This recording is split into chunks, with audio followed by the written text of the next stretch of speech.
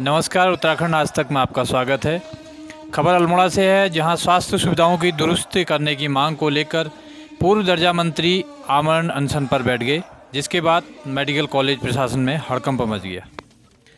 बता दें कि अल्मोड़ा मेडिकल कॉलेज में स्वास्थ्य सुविधाओं को दुरुस्त किए जाने की मांग कर रहे कांग्रेस के वरिष्ठ प्रदेश उपाध्यक्ष व पूर्व दर्जा मंत्री बिट्टू कर्नाटक आज अपने पूर्व निर्धारित कार्यक्रम के अनुसार मेडिकल कॉलेज में प्राचार्य के कक्ष के बाहर आमरण अनशन पर बैठ गए। देखते ही देखते वहां सैकड़ों की संख्या में महिला और पुरुष उनके समर्थन में जमा होने लगे। यह देखकर मेडिकल कॉलेज प्रशासन सख्ते में आ गया, जिसके बाद मेडिकल कॉलेज प्रशासन द्वारा उनकी सभी मांगों को मान लेने की बात कहकर उनके अनशन को तोड़ने का अनुरोध किया गया। जिसके बाद अनशन पर बैठे कर्नाटक ने उनकी सारी मांगों को एक समय सीमा के अंतर्गत पूरा करने की बात लिखित रूप में मांगी गई, जिस पर मेडिकल कॉलेज द्वारा उनकी सारी मांगों को लिखित रूप में मान लेने और एक समय सीमा के अंतर्गत मेडिकल कॉलेज में सारी व्यवस्थाएं दुरुस्त किए जाने की बात को लिखित रूप में दिया गया। जिसके बाद मेडिकल कॉलेज के प्राचार्य सीपी भैंसोड़ा द्वारा उनको जूस पिलाकर उनका अनशन तुड़वाया गया। इस संबंध में क्या कहा बिट्टू कर्नाटक और मेडिकल कॉलेज के प्राचार्य सीपी भैंसोड़ा ने, आइए देखें रिपोर्ट। ये लंबे समय से राज्य बनने के पश्चात अल्मोड़ा मेडिकल कॉलेज अल्मोड़ा, बागेश्वर, पिथौरागढ़, चंपावत जनपदों के सुदूरवर्ती क्षेत्रों के लोगों के लिए एक परिकल्पना थी। जब हम राज्य निर्माण की बात कर रहे थे उस समय से कि अल्मोड़ा में मेडिकल कॉलेज बनेगा और बहुत सुदूरवर्ती क्षेत्र के बहुत कमजोर वर्ग के लोगों को, जो हमारे आर्थिक रूप से कमजोर हैं, उन साथियों को हम स्वास्थ्य सुविधाएं उपलब्ध करा पाएंगे। राज्य बने 23 साल हो गए हैं। ये मलबे का हलवा खाने के लिए कई अधिकारी आ रहे हैं। ये बड़े दुर्भाग्य की बात है कि जब से राज्य बना है तब से लेकर आज तक कभी कोई शुभारंभ करने के लिए, भूमि पूजन करने के लिए आता है, कोई ईंट लगाने के लिए आता है। कंक्रीट का जंगल हमने पूर्णतया बना दिया है, लेकिन दुर्भाग्य की बात है कि अभी तक स्वास्थ्य सुविधाएं उपलब्ध नहीं करा पाए। मैं लगातार देख रहा हूं छोटे छोटे पथरी का ऑपरेशन उसको रेफर किया जा रहा है।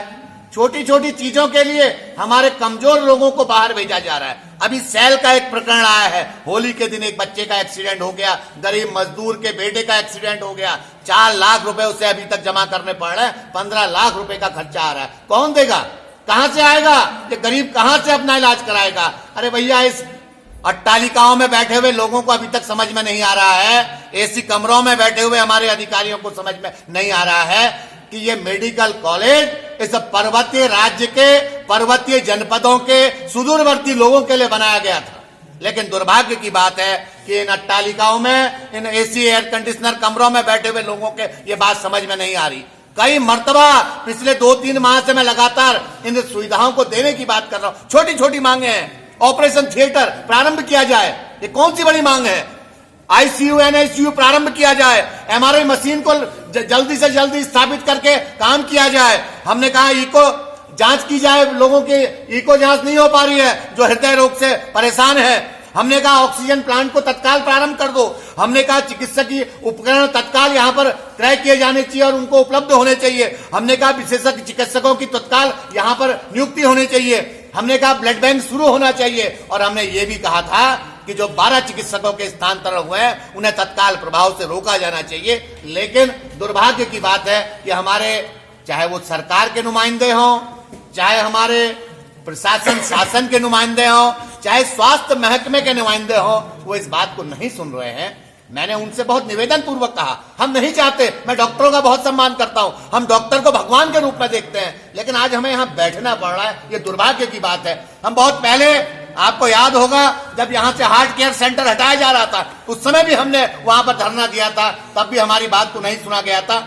आज लगातार छोटी छोटी बातों को लेकर इस राज्य के निर्माण करने वाले लोग अगर ऐसे आंदोलन के लिए बाध्य होंगे तो ये राज्य किस दिशा में जा रहा है आज हमको सोचना होगा। ये दलगत राजनीति से ऊपर उठ कर भी सोचना होगा हमारे लोगों को। ये भाजपा, ये कांग्रेस, ये इस दल का, ये उस दल का, ये इसका साथी, ये उसका साथी, ये किसी का आंदोलन नहीं है, ये जन आंदोलन है। जो है कुछ मांगे हैं इन लोगों की। कल भी हमने इन लोगों को दिखा दिया था। जैसे मेन इनका ये है कि जैसे कुछ इसमें मांग पत्र में ही इन्होंने दिया हुआ है,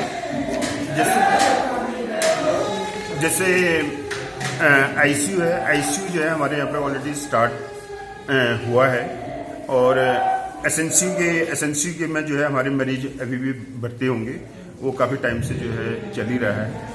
और एमआरआई की है कि एमआरआई अभी तक क्यों नहीं स्टार्ट हुआ करके। एक एमआरआई एक बहुत बड़ी मशीन होती है, और पूरे कुमाऊं के उसमें जो है अभी तक जो है सिर्फ हल्द्वानी में ये फैसिलिटी थी, और मेडिकल कॉलेज बनने के बाद शुरू से ही जो है हम लोगों ने भी प्रयास रहे, और अभी जो है एमआरआई मशीन जो है इंस्टॉल हो गई है, और लगभग जो है 15 अप्रैल तक जो है ये जांच भी होने लग जाएगी। और ये अगर कहें तो पूरे पहाड़ के लिए जो है एक बहुत बड़ा वरदान है ये, कि जो पहाड़ के मरीजों को जो हल्द्वानी जाना पड़ रहा था या बाहर जाना पड़ रहा था, तो वो सारी फैसिलिटी जो है यहाँ पे हो जाएगी। इनकी सारी मांगें पूरी हो गई हैं। जैसे एक इनका ये है कि ऑपरेशन जो है क्यों नहीं स्टार्ट हो रहे हैं करके।